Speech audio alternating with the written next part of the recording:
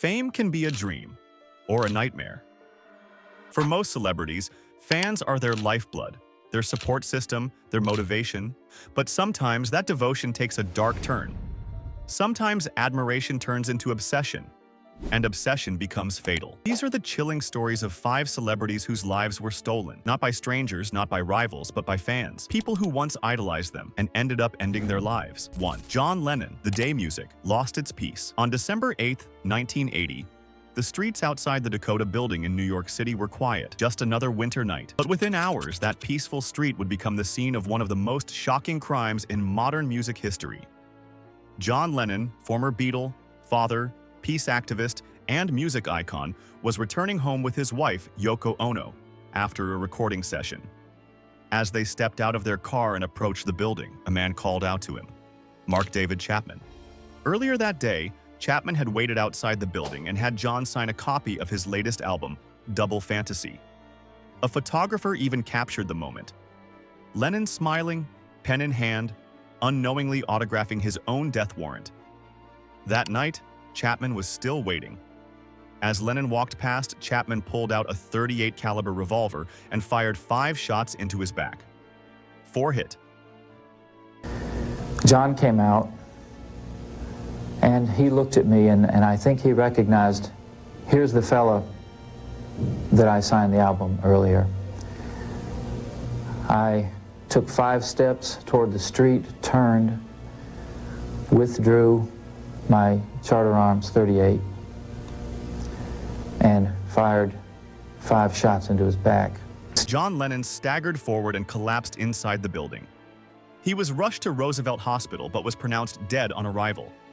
He was just 40 years old. Chapman didn't flee. He sat on the sidewalk, reading The Catcher in the Rye, reportedly saying the book was his statement. 2. Christina Grimmie, a star. Silenced on the rise. Christina Grimmie was the kind of star you rooted for. Sweet, humble, and unbelievably talented, she rose to fame through YouTube and The Voice, winning over millions with her voice and her heart. But on June 10th, 2016, that heart would stop, at the hands of someone who claimed to be her biggest fan. After a small, intimate show in Orlando, Florida, Christina stayed to meet her fans. She hugged, signed autographs, smiled, just like she always did. In that line was Kevin James Loibl, 27 years old, quiet and unassuming. He approached her without saying a word, then pulled a Glock pistol from his pocket and shot her multiple times. Christina's brother Marcus tackled Loibl instantly, but the shooter turned the gun on himself before police arrived. Both were dead within minutes. Later, police would learn that Loibl had become obsessed with Christina online.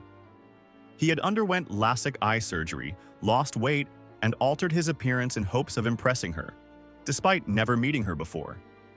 He was deluded, believing they were destined to be together. When reality didn't match that fantasy, he snapped. Christina was just 22 years old. Her murder rocked the music world and led to major questions about security for rising stars and how online obsession can spiral into deadly outcomes. 3. Selena. The betrayal that shattered a nation. In the early 90s, Selena Quintanilla was more than a star. She was a cultural icon, the undisputed queen of Tejano music. She won Grammys, sold millions of records, and was set to cross into English-language stardom.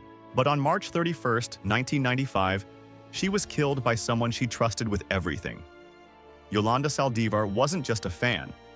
She was the president of Selena's fan club and later the manager of her clothing boutiques. To the outside world, Yolanda was loyal. But behind the scenes, she had been embezzling thousands of dollars from the fan club and business accounts. Selena confronted her. That confrontation took place in room 158 of a Days Inn motel in Corpus Christi, Texas. During the argument, Yolanda pulled out a gun and pointed it at Selena. As Selena tried to flee, Yolanda shot her in the back. Selena ran nearly 400 feet, bleeding heavily, before collapsing in the hotel lobby. Her final words, Yolanda, room 158. She was pronounced dead an hour later. She was only 23. The grief that followed was immeasurable. For Latinos across the world, Selena was more than a singer. She was hope, pride, and power. Her killer? A woman who once called herself her biggest fan.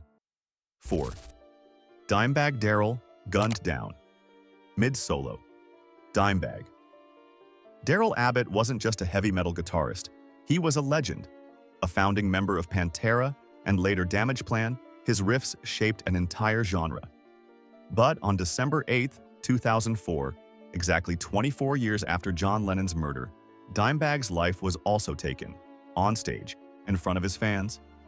During a show at the Al Rosa Villa nightclub in Columbus, Ohio, a man named Nathan Gale stormed the stage and shot Dimebag point-blank in the head while he was playing his opening solo. Gale then fired into the crowd, killing 3 others and injuring 7 more. The chaos only ended when a police officer shot Gale dead. Gale was a former U.S. Marine who had been diagnosed with paranoid schizophrenia. He was also a former Pantera fan and reportedly believed the band had stolen his lyrics or read his mind. His mental illness, mixed with fan delusion, turned into tragedy. Dimebag was just 38 years old. He died doing what he loved in front of the fans who loved him. And yet, it was one of those fans, twisted by paranoia, who ended it all. 5.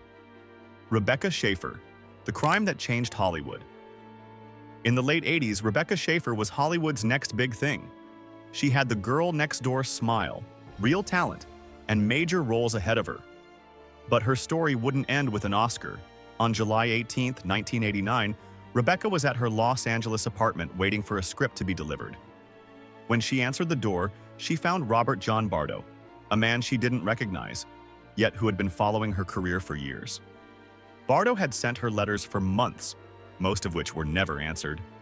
He viewed her as perfect, until he saw a scene in one of her films where she kissed another actor. In his eyes, she had betrayed his fantasy. He hired a private investigator to track down her home address using DMV records. Then he flew to LA, knocked on her door, and when she answered, he shot her in the chest with a .357 handgun. Rebecca collapsed. She was declared dead at Cedars-Sinai Medical Center shortly after. She was just 21 years old. Her murder was so shocking, so brutal, that it spurred immediate changes. California passed the first anti-stalking laws in the country, and celebrity privacy became a major issue. Rebecca didn't just become a victim. She became a catalyst for reform. Each of these stories is different. Different stars, different fans, different motives. But one truth binds them all. Obsession can be deadly. And even love, when twisted, can become lethal.